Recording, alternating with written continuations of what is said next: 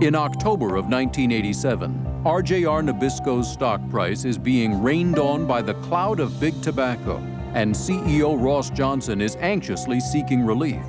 After rejecting Henry Kravis's proposal of taking over the food giant, Johnson goes back to the drawing board.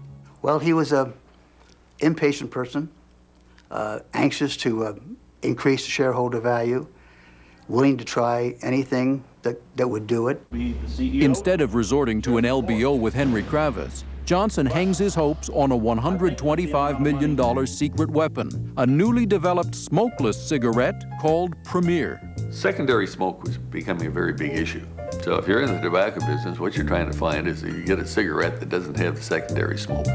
Johnson's theory? Make a safer, healthier cigarette and RJR Nabisco's stock will rise. But when RJR taste tested their new product, one word kept coming up. The consumer who said it was a turd with a tip. We didn't have all the kinks out of the product itself. Premier bombs, and RJR's stock doesn't budge. The failure of Premier appears to have been one of the factors that sent Ross over the edge, into the arms of Wall Street. A year after the Premier fiasco, in September of 1988, Johnson decides that an LBO may be the best way to go after all. The question is, what Wall Street company will offer to raise the billions necessary and still allow him to keep control?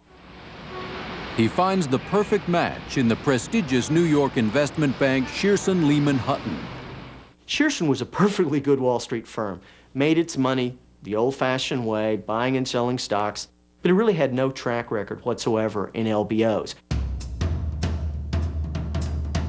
But this is where the big money was being made, and the company badly wanted to get into the LBO game. They wanted to make a serious splash. Leading the charge for Shearson would be its 42-year-old CEO, Peter A. Cohen, an aggressive veteran investment administrator.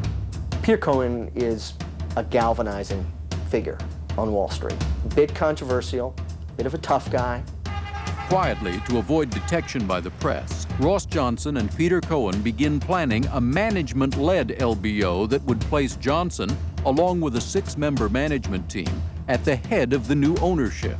We absolutely thought we could do it from every respect. We had the equity in our merchant banking fund, and we were thoroughly convinced of our ability to do the high-yield financing, so we were highly confident. With the management team assembled, Johnson's next critical step is selling the concept of an LBO to RJR Nabisco's board of directors. He saw it as essentially a win-win situation for everyone. He'd make a lot of money, his partners would make a lot of money, the shareholders would make a lot of money. Johnson's plan? Sell the LBO plan to the board first, set a price later, then quietly buy out RJR Nabisco before any competitors get wind of the deal. In a key decision, he opts not to raise the financing for the deal before making his pitch to the board. Shearson had told him repeatedly, Ross, before we do this, we need to go out there and raise the money. We need to put our financing together so that we'll be ready to go forward when the board announces this. And Ross repeatedly said he didn't want to get ahead of his board. He was worried that if he went and did too much in secret, it would alienate the board and they would turn against him. If you don't have a board that is united behind its CEO, shoulder to shoulder, then you have a weakness, you have a problem. At 8:30 p.m., October 19th, 1988, RJR Nabisco's board of directors assembles in Atlanta. Johnson presents his pitch. And I said, here are all the things that we've looked at. We can stay right where we are. I say we're doing a disservice to our stockholders because I said, I know we can get more money than $52 a share. We went in there with a basic plan, thought out enough in detail that we were hoping the board would say, we'd like to know more about it. But what the board wants to know more about is the very thing Johnson does not want to discuss. Ross said, guys, I'm thinking about this LBO. And they said, well, what are you thinking? He said, well, I'm thinking, would you like me to do it? And they're saying, well, it depends on the price. Their request for a formal number catches Johnson off guard. How much do you think we have to bid? The number wasn't supposed to come up at the board meeting. Ross had to start somewhere. And he said north of 75. Now, how far north of 75 would you go? He threw out a price, an idea of $75 a share. It really wasn't much more than an idea at that point. $17 billion. You didn't have to understand a single thing about a leveraged buyout. You could understand $17 billion. The board's decision to treat Johnson's informal number as a legal bid isn't the only problem arising from the meeting. The board quashes Johnson's hope for secrecy by putting out a press release announcing the management group's LBO proposal.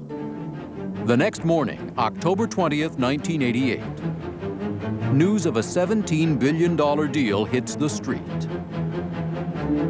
Perhaps the most surprised recipient of the news is the man who would be financing the deal. We were astounded, sitting up in New York, when we read on the Dow Jones that Ross had proposed to buy the company at his price. Johnson's Wall Street partners were aghast.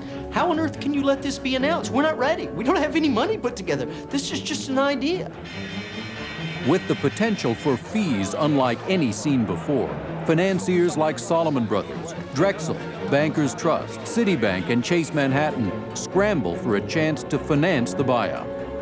Every major player in the buyout game, including Wall Street's #2 LBO specialist, Forstmann Little Company, attempt to mount bids.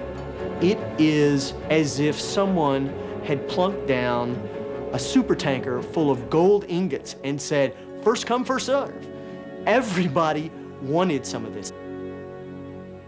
Including Henry Kravis. Within hours of that board meeting, they began to hear Henry's footsteps. They began to hear the rumors. Henry's coming. Henry's coming. I think that accurately describes how he felt. I think he was furious. In a single day, Ross Johnson's proposal to quietly pursue an LBO with RJR Nabisco's board had sparked controversy on Wall Street. The next 42 would be the most tumultuous in the history of American business. This really was the closest that Wall Street ever came to a legitimate world war.